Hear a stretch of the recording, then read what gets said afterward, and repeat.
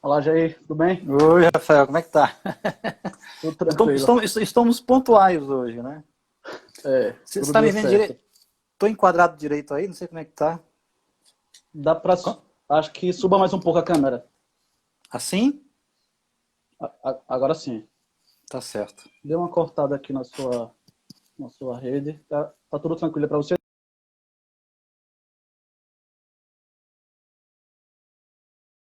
Resolver essa questão aqui da internet? Só um pouquinho.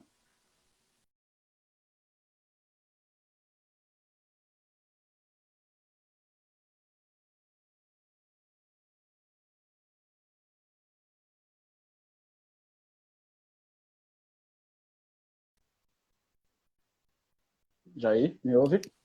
Te ouço, tá, agora tá fluindo, agora tá fluindo. Pronto, vamos lá então. É, Muito obrigado, né, mais uma vez, por ter aceito esse convite para participar dessa live, que é fruto da primeira live que a gente fez, né, sobre ética animal em Schopenhauer e na literatura. E no final daquela live nós comentamos um pouco sobre Machado de Assis e a filosofia de Schopenhauer. Então nós decidimos continuar com outras lives, agora focando na literatura de Machado de Assis, especialmente a trilogia realista. Muito obrigado mais uma vez, Jair, por participar dessa live.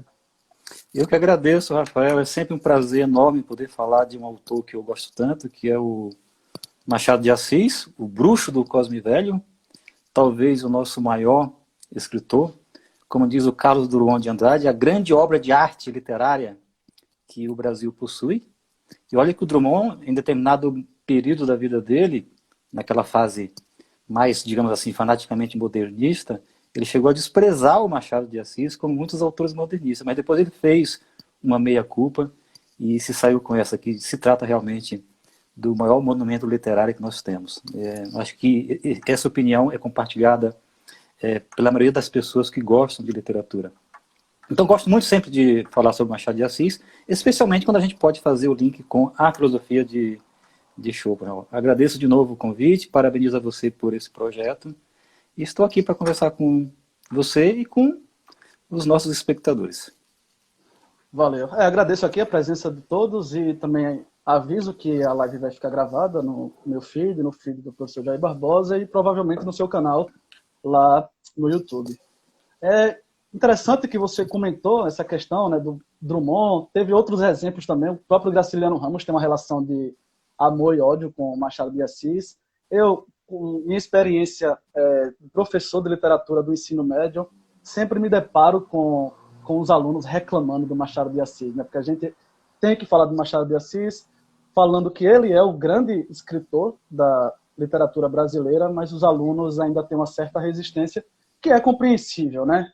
Porque não é uma literatura assim tranquila para o público jovem, né? Quando as pessoas vão amadurecendo, vão se preparando e vão compreendendo um pouco mais da grandeza do escritor do Bruxo do Cosme Velho. E Sem dúvida alguma, Rafael, só me permita colocar uma coisa, o estilo machadiano não é um estilo linear. Então, talvez, curiosamente, possa residir aí uma certa dificuldade, né, do público jovem. Quando pega, por exemplo, Memórias Póstumas de Brás Cubas, quando pega o próprio Dom Casmurro, que é um romance em primeira pessoa, né, o narrador, né, é o Bentinho, é uma nativa em primeira pessoa, mas especialmente em Memórias Póstumas de Brás Cubas, esse estilo vanguardista do Machado de Assis, às vezes pode ser um empecilho para aquela pessoa que está acostumada a uma narrativa mais linear. Então talvez venha um pouco daí essa resistência a Machado de Assis, mas também tem um outro fator, me parece, né? Era um sujeito muito culto, né? E vira e mexe, ele dá um jeito de inserir a cultura, seja bíblica, seja da literatura ocidental, nos romances dele. Assim, meio que pelas portas do fundo, mas sempre dá um jeito de inserir. Isso às vezes causa, digamos, uma certa estranheza, digamos, porque ele está sempre dialogando com a tradição, né, o Machado de Assis. exatamente. E a própria filosofia, que a gente vai conversar um pouco mais, é carregada de Exatamente. questões filosóficas. E para o aluno, para o jovem que não conhece um pouco da filosofia, com certeza vai ter esse estranho. Ele soa erudito, Machado de Assis, para o jovem, eu acho, porque eu estava revendo aqui algumas páginas de Memórias Póstumas antes da gente conversar, e é incrível a erudição que tem nesse romance. Embora daquele jeito ameno e o bem-humorado dele trabalhar. Mas o fato é que existe todo um diálogo com a cultura ocidental, na literatura machadiana, especialmente a realista. Quando eu falo cultura ocidental, estou pensando na Bíblia, obviamente, né? E nos grandes clássicos da literatura ocidental. Uhum. Com certeza. E até para começar a nossa conversa, né, falando dessa relação de amor e ódio, tem um caso curioso com o sergipano, né? Eu sou aqui de Sergipe, o Silvio Romero, o pai, né, da crítica literária, foi um desses que odiavam o Machado de Assis. Eles chegaram a ter algum problema, algumas rixas mesmo de um escrever um artigo contra o outro, principalmente o próprio Silvio Romero, porque não aceitava Machado de Assis como mulato fazer a literatura que ele fazia. Exatamente, Rafa, porque o Silvio Romero tinha aquela teoria de que, na verdade, uma teoria que muitos consideram racista, né? E realmente que ele absorveu na época, que indicava que a própria criação literária, a própria eclosão de um gênio literário teria a ver com o ambiente em que ele nasceu, teria a ver com o clima em que ele nasceu, teria a ver, de algum modo, com a raça a qual ele pertencia. Então, o Silvio Romero trabalhava com essas categorias, ou seja, do ambiente e do tipo racial. E nessa teoria dele, não cabia que um mulato pudesse ser um gênio da literatura.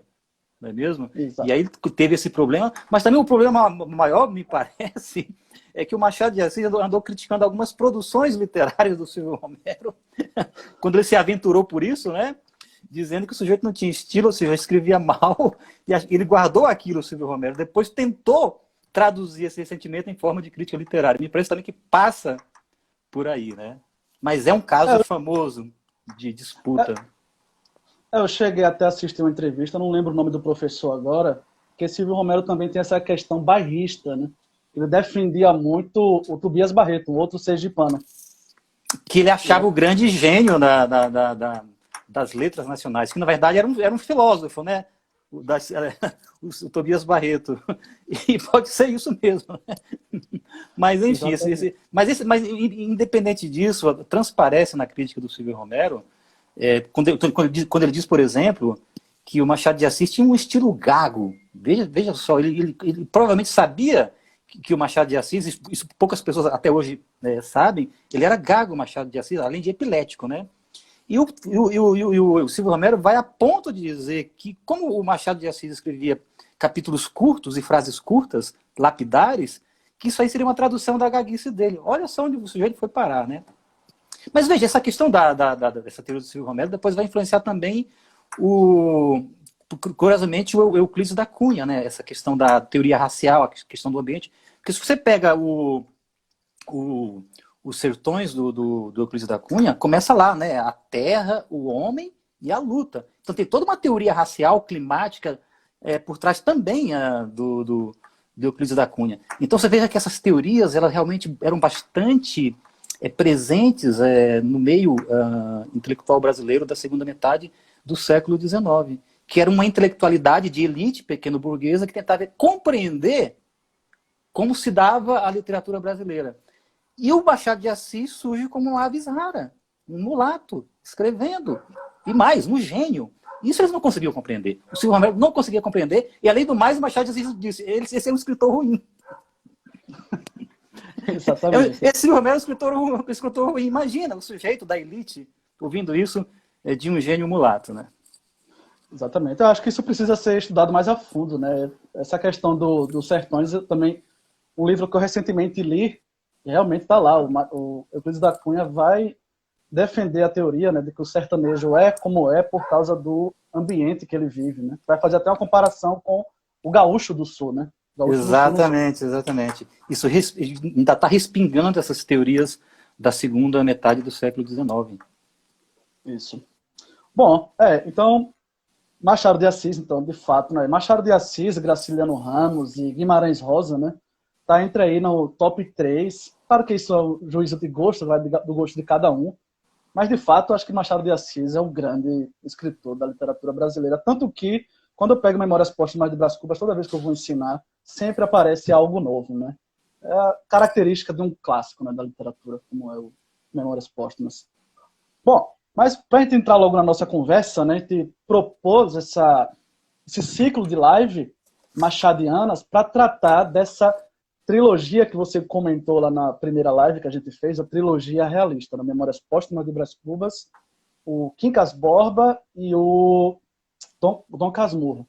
E a relação que esses livros têm, principalmente com a filosofia de Schopenhauer.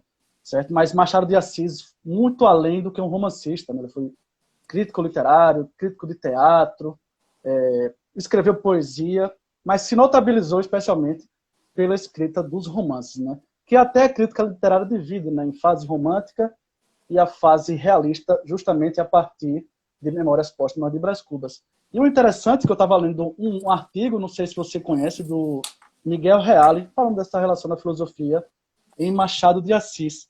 E ele fala justamente que essa fase realista seria a fase filosófica da literatura de ficção de Machado de Assis. E faz sentido. Faz sentido no sentido de que é ali que a filosofia aparece em peso na obra machadiana, aparece em peso realmente nessa fase realista. E o exemplo maior disso são a constelação de filósofos que ele cita, não só em Memórias Póstumas de Brás Cubas, mas também em Quincas Borba. Sem falar que uma das principais personagens de Memórias Póstumas de Brás Cubas é um filósofo, justamente o filósofo de Barbacena, Quincas Borba, que depois vai emigrar para o romance Quincas Borba. Né? Uhum. Então é curioso observar como essa personagem ela tem um amplo espaço nas Memórias Póstumas e depois, no romance seguinte, justamente o homônimo Quincas Borba. Então só isso daí já denuncia o grande interesse e o diálogo que o Machado de Assis está fazendo com a filosofia. Mas fora essa personagem filósofo, que é o Quincas Borba, o Machado de Assis, eu até verifiquei aqui, né, dei uma rápida olhada no romance dele, de abertura dessa trilogia realista, ele, por exemplo, tem um capítulo, que é o capítulo 42 das Memórias Póstumas, dedicado a Aristóteles. Né? No título mesmo do capítulo está Aristóteles. Ele também menciona nas Memórias, ele menciona Epicuro, no capítulo 36, e ele também é o que ele mais menciona nesse caso. Em 3 capítulos, ele menciona o Pascal. Então você tem aí 3 filósofos, Aristóteles, Epicuro e Pascal. Temos a personagem filósofo, que é o Quincas Borba, e eu tenho uma teoria, que depois a gente pode falar sobre ela, que esse Quincas Borba, na verdade, é uma caricatura do grande filósofo não nomeado, mas mais presente na obra dele, que é justamente o glorioso Schopenhauer, né? Que ele não cita, mas é o filósofo, de algum modo, onipresente, não só nessa a obra inaugural da trilogia realista, mas também adiante no outro romance, o Quincas Borba. E também, já falamos sobre isso, né, na crônica O Autor de Si Mesmo, que ali sim ele menciona Schopenhauer, né? O Autor de Si Mesmo. Mas exatamente. É um filósofo presente em muitas páginas através do seu pessimismo. Porque de fato o Schopenhauer leu, Schopenhauer não, o Machado de Assis era um leitor de Schopenhauer, né? Eu cheguei até a pesquisar isso, ele tem um livro, né? Acho que era o 2º tomo, na versão francesa. Eu assisti uma palestra de um professor, ele falou sobre isso, né? Chegaram a pesquisar a biblioteca de Machado. Na verdade, se você pega o espólio da biblioteca machadiana e tem um livro publicado em que você pode conferir isso, era o autor filósofo de que ele possuía mais obras. Aliás, era um dos autores de que ele possuía mais obras. Não era só o tomo 1, não. Tomo 1, tomo 2. Ou seja, como ele era escritor da livraria Garnier, que tinha sede na França, então, muito provavelmente, os editores davam o catálogo para ele, Machado de Assis. Então, o que saía de tradução da obra de Schopenhauer na França, ele já pegava. Então, ele tinha o privilégio de ser um dos primeiros leitores, realmente, porque ele não lia alemão, né? Mas lia muito bem francês. E esse editor das obras dele era um francês, a livraria Garnier, correto? Que começou a publicar as obras dele, e ele frequentava essa livraria no Rio de Janeiro. Então ele estava muito bem informado sobre o que acontecia na Europa, em especial sobre as traduções francesas de Schopenhauer. Então ele tem o tomo 1, tem o tomo 2, ele tem os aforismos para a sabedoria de vida, ele tem biografia de Schopenhauer. Olha que coisa curiosa. Ele tem, tem outra há um livro, uma seleção de textos de Schopenhauer na biblioteca dele, que se você consulta a introdução feita pelo autor, que fez a seleção de textos, tem uma pequena biografia de Schopenhauer. Então ele conhecia elementos biográficos de Schopenhauer. Isso só... Não, isso assim, eu lembro muito da frase que está nos aforismos e está no texto que ele faz o Paulo, sobre a filosofia universitária, né, de que almas afins já de longe se saúdam. Né? Acho que esse é um caso exemplar, né? Exatamente. No meu entendimento, Machado de Assis e Schopenhauer são almas afins que se saudaram na República das Letras, sem dúvida alguma. Exato. E aí eles têm elementos estilísticos muito parecidos, mas embora em direções opostas. Ou seja, o Schopenhauer, na filosofia, ele está sempre se servindo de elementos da literatura para ilustrar, digamos assim, os seus conceitos. E o Machado de Assis constantemente está pegando conceitos da filosofia para adaptar a sua prosa literária. Então, ambos sempre fazem esse vaso, sempre constroem esse vaso comunicante entre filosofia e literatura. Schopenhauer trazendo a literatura para a filosofia, Machado de Assis trazendo a filosofia para a literatura. Exatamente. Você tocou num ponto interessante, né? Porque justamente quando você lê o Mundo como Vontade, por exemplo, que é o texto mais filosófico, digamos assim, do Schopenhauer, né? Tem muito do estilo literário, né? Isso acaba atraindo o público leitor, né? Sem dúvida alguma. Inclusive, eu me lembro, o Schopenhauer, quando vai ilustrar a sua teoria da loucura, que ele define como rompimento do fio da memória, causado por um trauma, o sujeito tem um trauma na sua vida, e aí ele elimina aquela representação dolorida da sua memória, senão ele não conseguiria viver, ele ia morrer. Aí preenche essa lacuna com ficções. Essa é a definição lapidar que o Schopenhauer dá de loucura. Doença da memória, rompimento do fio da memória. E quando ele vai ilustrar isso, ele recorre a exemplos literários. Por exemplo, a Ofélia, do Shakespeare, que foi a donzela rejeitada pelo Hamlet, e ela não suportou essa rejeição de amor, e aí ela rompe o fio da sua memória, ou seja, ela fica louca. Né? Só que no final não dá muito certo que ela se suicida, né? Mas enfim, o exemplo que o Schopenhauer dá para ilustrar um conceito chave da sua filosofia é um exemplo literário. Aí ele pergunta, mas por que... Ele até se antecipa. Ué, mas vocês podem estranhar que eu esteja trazendo um exemplo da literatura? Ele diz, tem, mas a literatura espelha a realidade. A literatura é o espelho da vida, a arte é o espelho da vida. Então eu posso perfeitamente trazer um exemplo literário, porque isso corresponde da maneira mais fiel possível ao real. Essa discussão acontece muito na própria academia, né? Schopenhauer nunca foi tão bem aceito na academia, né? Justamente por causa desse estilo, né? Essa relação que ele tinha com as artes, né? Com a literatura. É curioso que alguns professores universitários, não muitos, hoje o preconceito diminuiu, se serve desse argumento de que o Schopenhauer não é propriamente filósofo, ele está ali transitando demais pela literatura, pela arte, ou então considera um filósofo menor, no caso. Até porque ele é bem límpido no estilo. Ele mesmo diz, não existe filosofia mais clara do que a minha e de mais fácil apreensão.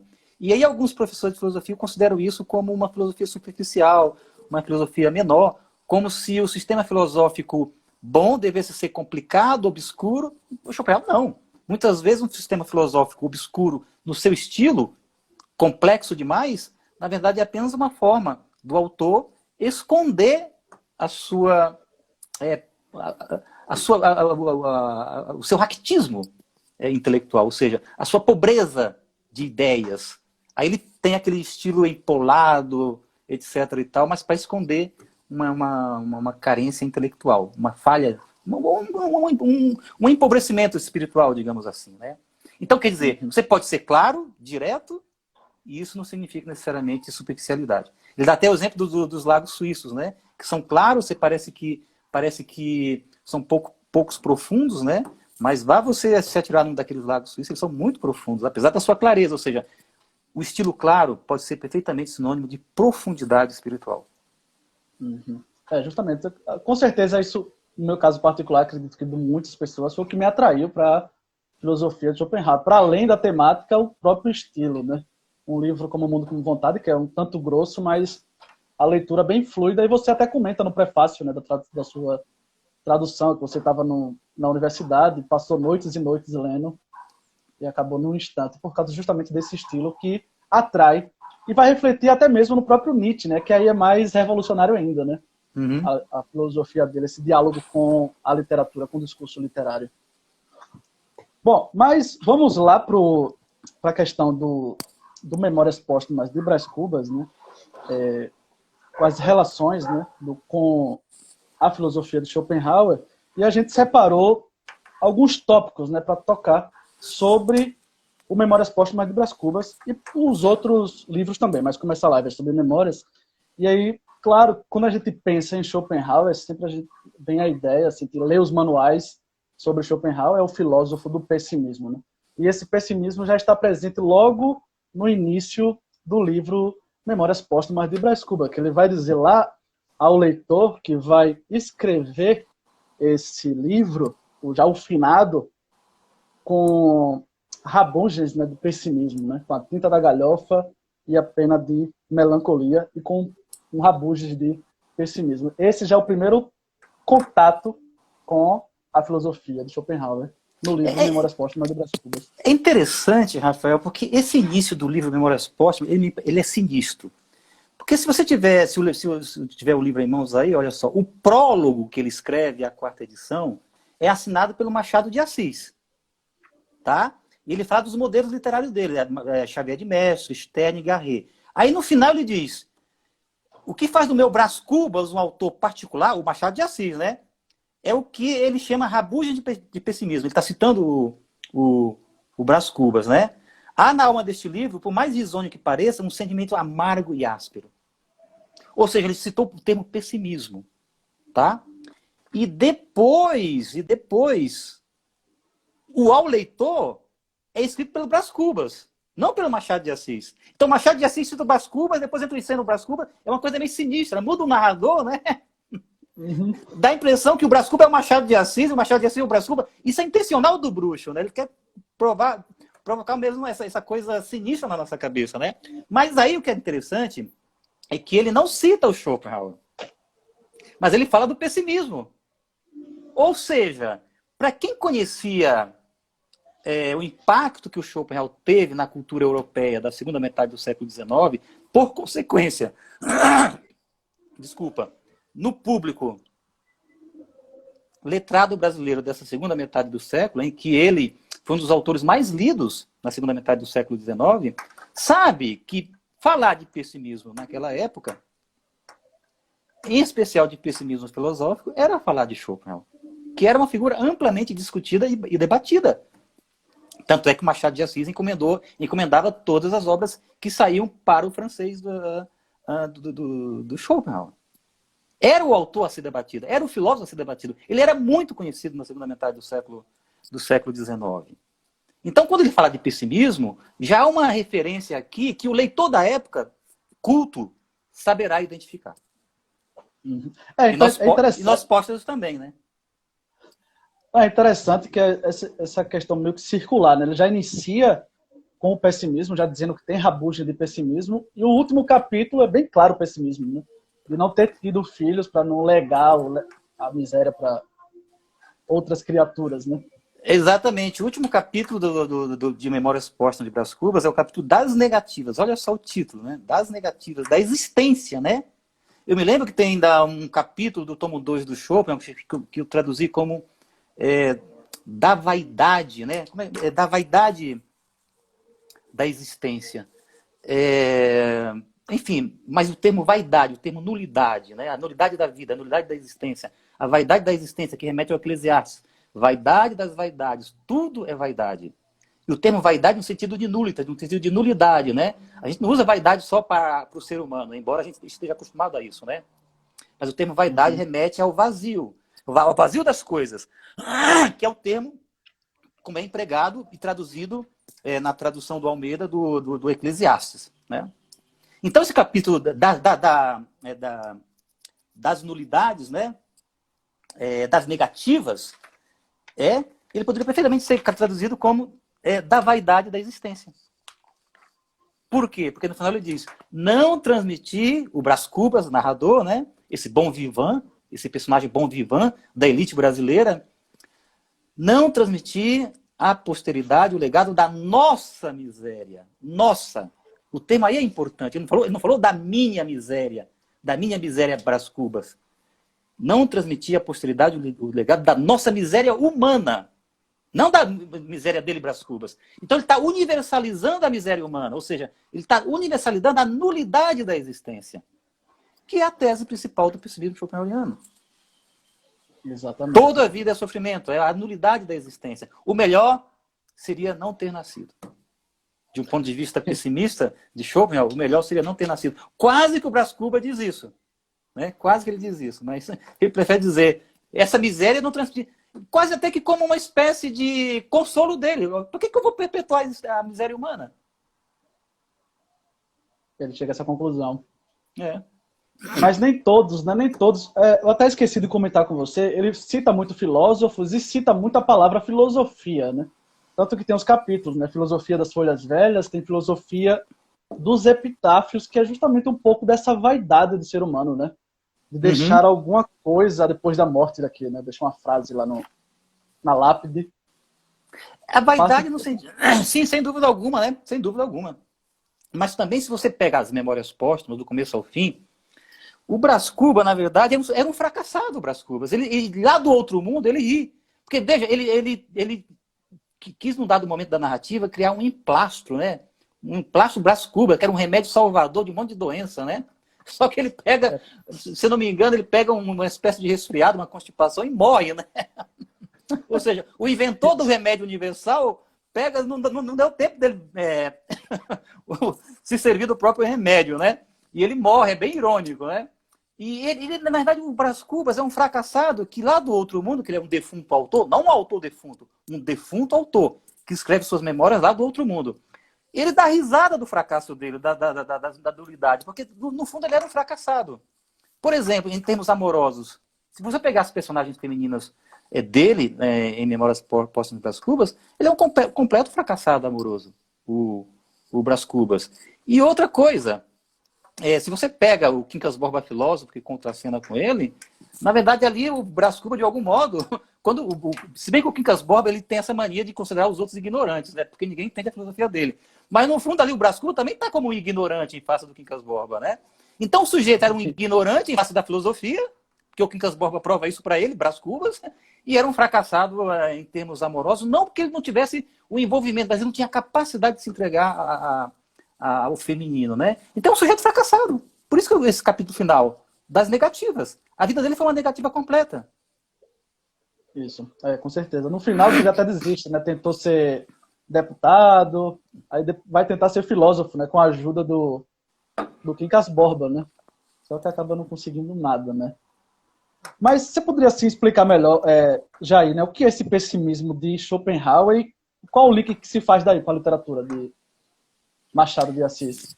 Pois é, o pessimismo de Schopenhauer, o Rafael, tem a ver, é o que eu chamo de pessimismo metafísico, ou seja, é no domínio das ideias, da estrutura, do esqueleto do sistema filosófico dele. Tanto é que o Schopenhauer é muito conhecido pela sua famosa frase, né, toda a vida é sofrimento. Alles Leben ist Leid. Mas o que significa esse sofrimento universal?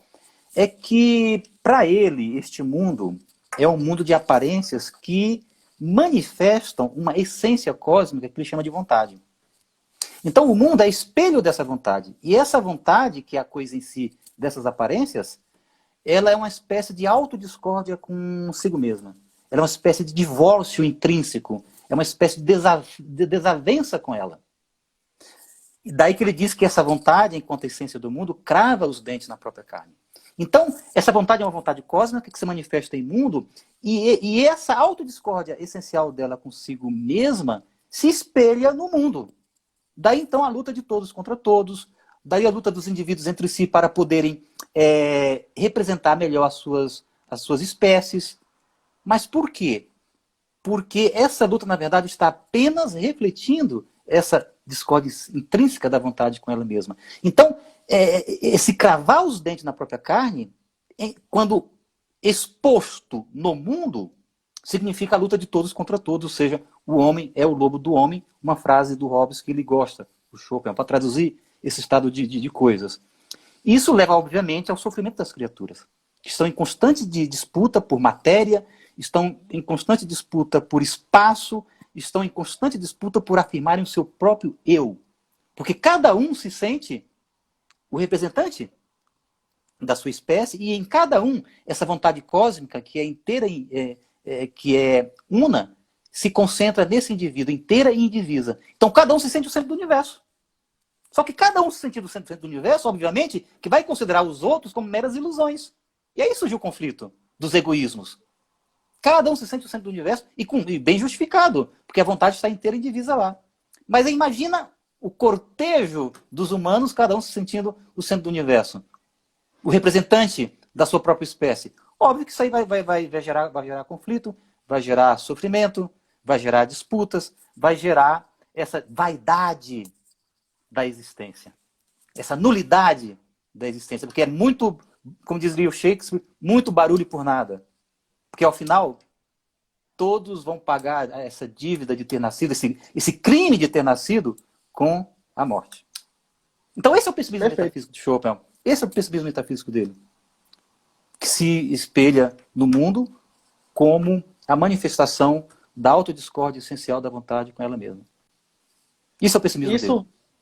Isso aparece, de certa forma, você pode confirmar, lá no capítulo Delírio, né? Lá no início do romance, ele vai narrar o seu delírio, ele é até irônico, se você, leitor, quiser pular, pode pular, mas é muito bom esse capítulo, porque ele vai conversar com a natureza, né? A natureza ou Pandora, e ele pede um pouquinho mais de tempo de vida. Eu vou até citar aqui o que a natureza fala para ele. Sim, sim. A natureza enquanto unidade, né? Interessante. Exatamente. E a natureza fala o seguinte: por que já não preciso de ti? Não importa o tempo, o minuto que passa, mas o minuto que vem. O minuto que vem é forte, jucundo. Supõe trazer em si a eternidade, e traz a morte e perece como o outro. Mas o tempo subsiste. Egoísmo, dizes tu? Sim, egoísmo. Não tenho outra lei. Egoísmo, conservação. A onça mata o novilho porque o raciocínio da onça é que ela deve viver. E se o novilho é tenro, tanto melhor. Eis o estatuto universal. É bem um pouco dessa metafísica schopenhaueriana, né? Exatamente, porque essa vontade é vontade de vida. A vida quer viver. A vida quer viver.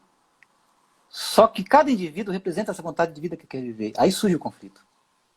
Porque para mim tudo, para os outros nada. Isso é o egoísmo. E esse é o pessimismo, assim, de Schopenhauer também, que não tem solução o mundo, né? Sempre vai ter guerra, sempre vai ter conflito. Tanto que ele vai fazer uma viagem no tempo, lá do passado, vai para o futuro, e o mundo sempre é isso, né? Conflitos, guerras entre todos contra todos, né? Exatamente, é o eterno retorno do mesmo, portanto, é o eterno retorno dos tipos, é o eterno retorno das situações, e, portanto, como diz o Eclesiastes, não há nada de novo debaixo do céu. Vaidade das vaidades, tudo é vaidade. Basicamente é isso que o Machado de Assis está dizendo nas Memórias Póstumas de Brás Cubas, né? O capítulo das negativas é textualmente isso, mas a filosofia do Schopenhauer também, de algum modo, é essa, ou seja, vaidade das vaidades, tudo é vaidade. Então eles se encontram, um pela literatura, outro pela filosofia, nesse ponto em comum, cuja referência bíblica é o Eclesiastes. Perfeito, perfeito. Então, essa questão também do egoísmo é muito forte, né? Acho que tem a ver um pouco com essa teoria da vontade, né? O ser humano olha sempre para o próprio umbigo, essa questão do egoísmo, e vai gerar esses conflitos, né? E o próprio personagem, tanto quanto o Brás Cubas, né? Marcado por esse egoísmo, né? Ele tanto fala, eu até sublinhei aqui no capítulo quando ele é criança ainda, quando ele estava brincando com o Prudêncio, né? O escravo que vivia na casa dele, e ele ficava brincando com as pessoas, puxando o cabelo das senhoras, e ele fala o seguinte: não se conclua daqui que eu levasse todo o resto da minha vida a quebrar a cabeça dos outros, nem a esconder-lhes os chapéus. Mais opiniático, egoísta e algo contemptor dos homens. Isso fui. Se não passei o tempo a esconder-lhes os chapéus, alguma vez lhe puxeis pelo rabicho das cabeleiras. Então, Exatamente, ele tinha consciência do egoísmo dele. né? E ele estava pouco ligando para o egoísmo dele. Era um sujeito da elite, bom vivant. Isso se reflete também numa personagem feminina muito marcante, que é a Eugênia. Você deve se lembrar, né? Que é um personagem marcante e que era coxa. E ele se envolveu amorosamente com a Eugênia. Olha só, eu falei ingênua, né? Eugênia. O Machado de Assis nunca escolhe casualmente os nomes das suas personagens. Eugênia remete à ingenuidade, mas também remete à eugenia. Né? Eugenia, a seleção natural, né? Os mais fracos que perecem. Essa Eugênia foi um caso de amor do Brás Cubas. E ele reflete sobre o fato dela ser bonita, mas coxa, bonita, mas coxa, bonita, mas coxa. Né? E ele não estava pouco ligando. Ele teve os momentos amorosos com ela, depois ele se desfez dela, fica comentando sobre o fato dela ser coxa. Depois a gente tem a informação dele mesmo que ela vai parar num cortiço. Ele não está nem aí. Ele não tem nenhum tipo de compaixão por ela. Nenhum tipo de compaixão. Né? Então é interessante que ele também transmite esse egoísmo dele para as suas relações amorosas. Né? Porque a relação amorosa, de algum modo, é um doar-se. Né? Vamos combinar isso. Né? Se a gente pega as grandes obras de amor da literatura, como Romeu e Julieta, né? Ou até mesmo Otelo, que tem a ver com ciúme, mas não deixa de haver ali a questão da doação, né? Da Desdémona em relação ao Otelo, do Otelo em relação à Desdémona. Amor é doar-se. Esse Brás Cubas não se doava para ninguém, ele simplesmente usava as personagens femininas dele. Então era um sujeito que não amava, na verdade. Ele tinha a sensação amorosa de envolvimento, do prazer físico, digamos assim, mas não vejo ali nas memórias póstumas, não sei se você concorda comigo, propriamente um Brás Cubas amante dos seus casos, né? Ele não era um sujeito amoroso. Ele usava, digamos assim, tinha o seu prazer, mas não me parece um sujeito que se entregasse. Embora tenha mais amor. Diga. Não, tem um certo desespero até egoísta, né? Acho que no caso com a Virgília, acho que dessas figuras femininas a principal, né? Que ele tem uma relação. Mas porque ele teve o egoísmo ferido. A Virgília não se casou com ele, casou com um sujeito lá, acho que é Lobo Neves o nome do sujeito, né? Olha o nome do sujeito que se casou com a Virgília. Um lobo pegou, digamos assim, a mulher que ele estava interessado naquela época, que achou que ia casar com ela. Aí veio o lobo. Olha a personagem. É incrível o talento que o Machado de Assis tinha. Os nomes sempre dizem algo da personagem. Então esse lobo veio como lobo, né? E pegou a Virgília. Olha o nome da Virgília, remete a Virgílio, o grande poeta latino, né? Ou seja, de fato, era grande, pelo nome, estava se candidatando a ser a grande mulher da vida do Brás Cubas. Mas até isso, o egoísmo dele não permitia que ele se envolvesse com ela. Claro, o Machado de Assis, como um autor realista, ele vai ter de incluir uma adúltera no romance dele. Ou então aquela que quase vai para o adultério. Mas o tema do adultério sempre vai aparecer na trilogia realista dele, não é mesmo? Porque essa Virgília vai ser a adúltera do romance, né? Quando vier Quincas Borba, nós teremos a Sofia, que quase, não é que ela é adúltera, mas é a personagem que trabalha com a ideia do adultério, né? E por fim, a mais famosa personagem da literatura brasileira, a Capitu, que é a grande obsessão do Bentinho, a questão do adultério, né? Então, essa Virgília foi a adúltera das memórias póstumas, né? Mas o Lobo Neves não permitiu o envolvimento do Brás Cubas com ela. Mas ela, tempos depois, foi ter um caso com ele. Mas não me parece ali que ele efetivamente a amasse. Na verdade, é aquela coisa do sujeito que consegue o adultério e assim satisfaz a posição social dele. Acho que será que tem um pouco a ver, Jair? Não tinha pensado nisso. Você falou agora da questão de não ter esse amor, talvez esse amor platônico, mas tem esse amor da teoria de Schopenhauer, né? Esse amor mais carnal, né? Satisfação dos desejos. Mas o amor na teoria de Schopenhauer é um amor, digamos, platônico, no sentido de você encontrar sua outra metade. Não deixa de ser daquele mito do andrógeno originário, né? Em se tratando de amor heterossexual. Então, Platão não deixa de ter essa questão. O Schopenhauer não deixa de ser platônico nesse aspecto, né? E porque na metafísica do amor sexual dele, uma criança, de algum modo, teria de vir ao mundo para chancelar, digamos assim, esse amor. Mas você tem razão no sentido de que o envolvimento, o mais importante aí, digamos, no relacionamento amoroso é o envolvimento carnal, no caso, né? Mas eu não vejo ali o Brás Cubas com interesse de ter uma criança, sabe? Então, nesse sentido, se não há o interesse, se não há uma criança envolvida para nascer, isso aí já não satisfaz a metafísica do amor sexual de Schopenhauer, porque o Schopenhauer de fato acredita no amor apaixonado, desde que uma criança queira vir ao mundo, né? E não me parece que ali que o Machado, que o Brás Cubas estivesse em algum momento interessado nisso, né?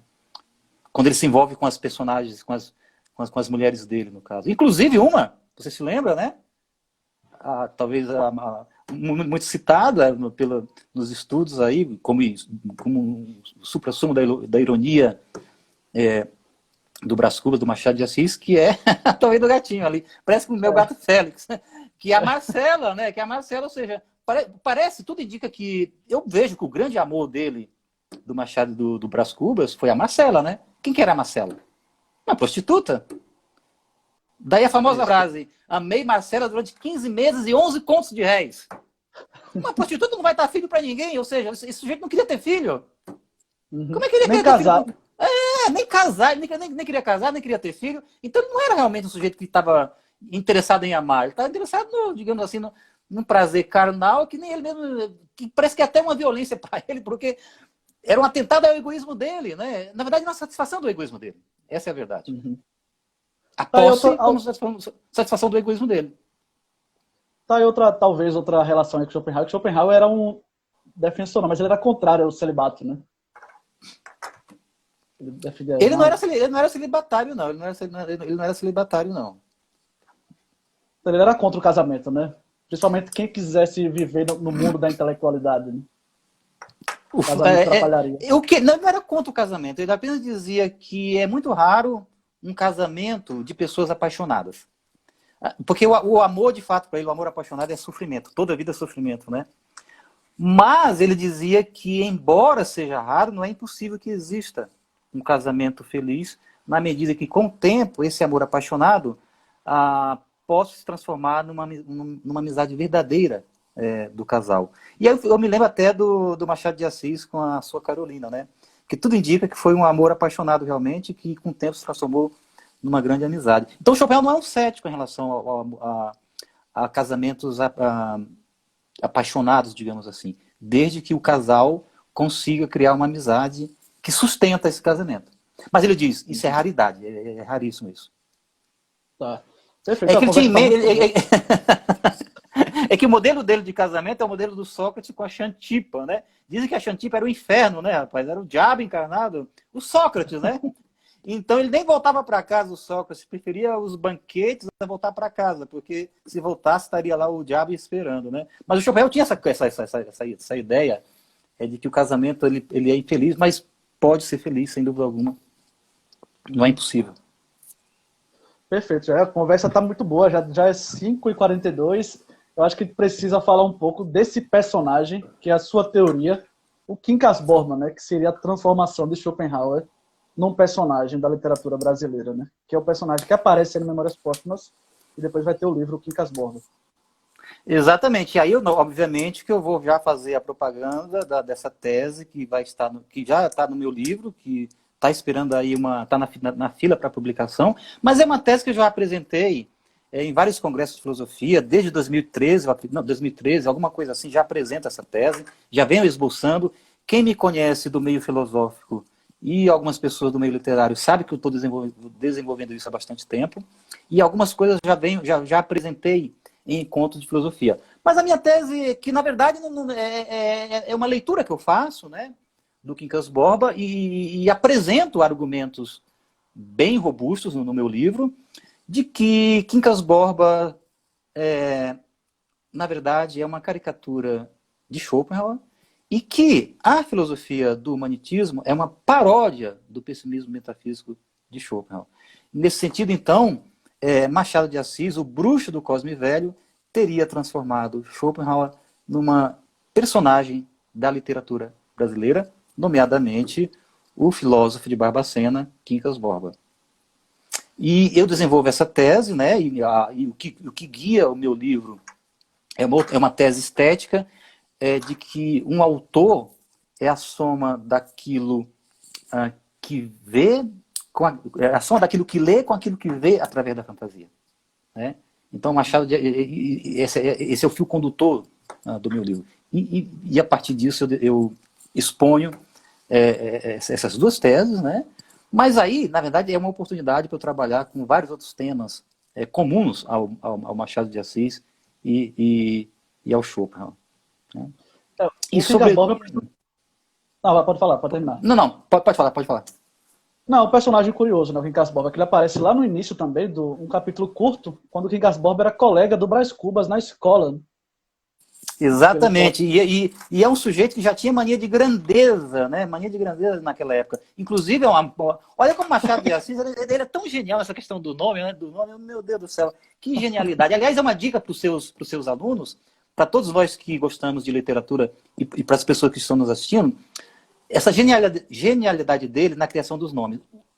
Sempre preste atenção no nome que o Machado de Assis está dando para a personagem, que vai dizer muito da história dessa pessoa, da personalidade dela, e vai ajudar você a compreender melhor a trama em que essa personagem vai se envolver.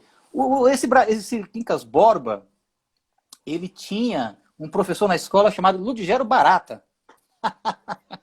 E a mania do Quincas Borba criança era colocar barata na mesa do professor, né? Olha só, o sujeito chamava Ludgero Barata, até eu teria vontade. Mas o interessante é a escolha do nome, né? E a brincadeira que o Quincas Borba fazia. Mas já na infância o Quincas Borba tinha mania de grandeza. Ele era um general, ele era uma autoridade qualquer, né? Até que depois ele se decide pela sua grandeza maior, que é ser o grande filósofo da história do Ocidente, por sorte nossa, nascido em Barbacena, no Brasil. Uhum. Perfeito. Depois ele vai aparecer mendigo, né?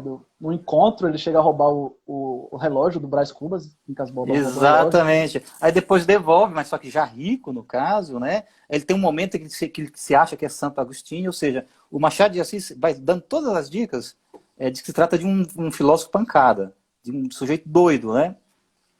Que, no delírio dele, cria esse sistema filosófico, que é uma obra em 4 livros, viu? 4 livros. Eu estava lendo aqui, né, até comentei com você lá na nossa pauta, o capítulo Os Cães. Eu acho que também é o capítulo que mostra muito bem essa metafísica da vontade de Schopenhauer, da luta de todos contra todos, que são 2 cães que estão brigando por um osso, sem nenhum pedaço de carne.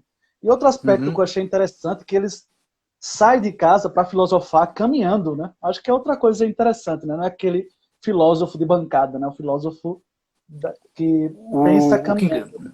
O Quincas Borba? O Quincas Borba chama o Brás Cubas para caminhar. Ah, sim, sim. Era um peripatético, né? Um peripatético, aquele que filosofava andando, né? E é interessante você falar isso porque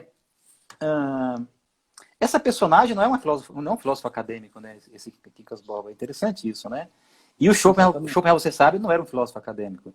E os filósofos que não são acadêmicos, eles não vão desenvolver a teoria deles predominantemente num gabinete ou numa sala de aula. Claro que eles vão privilegiar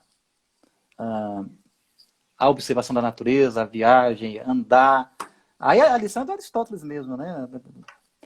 Esse peripatético, aquele que filosofava andando. E o Platão filosofava em banquete, com vinho e sexo, né? Se você for ler o Banquete. Ou seja, o que eu estou querendo dizer? Que essa coisa de você fazer filosofia séria dentro de um gabinete, isso é uma invenção da Idade Média, veio com a invenção das universidades. Uhum. Tem a ver com o claustro dos monges, né? Com o claustro com você se trancafiar e ter uma cela para a reflexão. E, portanto, depois você vai ter uma sala de aula. Então a filosofia fica séria. Mas entre os antigos, entre os gregos, era a academia de Platão, era o liceu de Aristóteles, eram os estoicos que estavam lá no pórtico, digamos assim, né? Então a filosofia, como concebida pelos antigos, é uma filosofia a céu aberto. Exatamente. Isso vai refletir Nietzsche também, né? Eu acredito que sim, quando o Nietzsche fala da aurora, né, da Gaia ciência, né, o Nietzsche fala Gaia ciência, a ciência alegre. Por que a ciência tem que ser séria? Por que que a ciência, por que que o conhecimento tem que ser o conhecimento de um claustro? Por que que ele tem que vir de um gabinete? Não, ele pode ser um conhecimento alegre. Essa é a proposta do Nietzsche, né? Embora eu considere o Nietzsche um filósofo muito sério. Gaia ciência ali não tem, não. Viu? Ele tenta ter uma Gaia ciência, né? Eu acho que o Schopenhauer é até muito mais descontraído do que o Nietzsche, eu acho, né? Minha opinião. Né? Mas não cabe aqui, num outro momento eu posso até desenvolver essa tese, mas o Nietzsche não tem Gaia ciência, não. Ele se esforça para ter, mas não tem. Perfeito. Então, outra coisa... Eu sei que os nietzschianos que estão me ouvindo vão me torturar, mas eu tenho bons argumentos para defender depois. Tá. Não, essa questão de não fazer filosofia séria tá lá também na questão da pena da galhofa, do Brás Cubas. Sim, né? Exatamente, pena da galhofa. E a própria ironia machadiana, né? Porque o Machado de Assis, ele é um pessimista, sem dúvida alguma, ele é uma alma fina de Schopenhauer, mas ele tenta... Mas a ironia atravessa o tempo, o humor atravessa o tempo inteiro a prosa dele, não é mesmo? E você ri. Você ri, depois você para, poxa, mas isso aqui é complicado, né? Está mostrando com a crueza da existência, mas você ri. A ironia o tempo inteiro, né? Que é um modo de amenizar. Até nisso eu acho que ele tem uma afinidade com o Schopenhauer, porque o Schopenhauer, apesar de ser um filósofo pessimista, ele é o filósofo do consolo. A filosofia dele é uma filosofia do consolo. E ele vai contrabalançar isso na obra dele com o otimismo prático dele, que está, por exemplo, nos aforismos para a sabedoria de vida. Então, a filosofia do Schopenhauer, enquanto uma filosofia do consolo, ele concebe a existência como trágica. Mas essa tragédia pode levar a uma espécie de catarse diante da própria crueldade da vida e da existência, enquanto nós, espectadores dessa vida e atores dela. É uma coisa grega, né? A tragédia como catarse. Então, isso é a filosofia do consolo de Schopenhauer. Ele é um pessimista metafísico, ele fala desse lado negro da existência, fala da crueza de viver e existir, mas isso, de algum modo, em termos trágicos, pode trazer um consolo. Como no caso das tragédias. Quem que não gosta de ver tragédias? Shakespeare, Sófocles. Isso dá um consolo pra gente quando a gente assiste. Acho que a proposta do Schopenhauer, enquanto uma filosofia trágica, é essa. Não deixa de haver um consolo diante dessa narrativa cruel da vida e da existência, né? É uma filosofia do consolo, a filosofia de Schopenhauer. E nisso é um ponto em comum com o Machado de Assis. O Machado de Assis tem essa pegada áspera, cáustica em relação à vida e à existência, mas a ironia atravessa o tempo inteiro a prosa dele. Então isso é uma prosa do consolo também. Filosofia do consolo, Schopenhauer, prosa do consolo, Machado de Assis, referência em comum, a vida e a existência, tudo isso é vaidade. Vaidade das vaidades, tudo é vaidade. Perfeito. Assim, para terminar, eu estava lembrando aqui um outro aspecto, uma outra personagem feminina, acho que ela nem aparece muito, aqui no final já do livro, a irmã do Brás Cubas, a Sabrina, indica, né, uma menina para casar com o Brás Cubas, a Inhá Loló, não sei se você lembra dessa personagem. Lembro sim. E ela morre, né, de uma epidemia da febre amarela. E mais uma vez ele vai conversar com o Quincas Borba. O Quincas Borba vai explicar que as epidemias são necessárias, né, para a conservação da existência do ser humano. Dos tipos mais aptos a viver, no caso, né? Os tipos mais aptos a viver. Porque os tipos mais aptos a viver vão enfrentar melhor esse teatro aí dos egoísmos, né? Naturalmente eles vão ser selecionados, né? Aqui vai estar mais forte essa questão lá no livro Quincas Borba, com a célebre frase, né? Ao vencedor, as batatas, né? Que ele vai contar a história. Ao vencido, ódio ou compaixão. Ao vencedor, as batatas. Beleza, Jair. Eu acho que em relação ao Brás Cubas é isso que a gente comentou. Tem mais alguma coisa a falar? Não. Eu apenas quero dizer que toda obra de arte ela é inesgotável. A gente pode ficar aqui fazendo 10 lives sobre Memórias Póstumas de Brás Cubas e não vai esgotá-la. Isso faz parte do abissal de uma obra de arte que só um gênio consegue expor. Mas acho que os temas que a gente escolheu para falar de Memórias Póstumas de Brás Cubas, eu espero que o nosso espectador tenha gostado e que venha para a próxima, então, sobre Quincas Borba, né?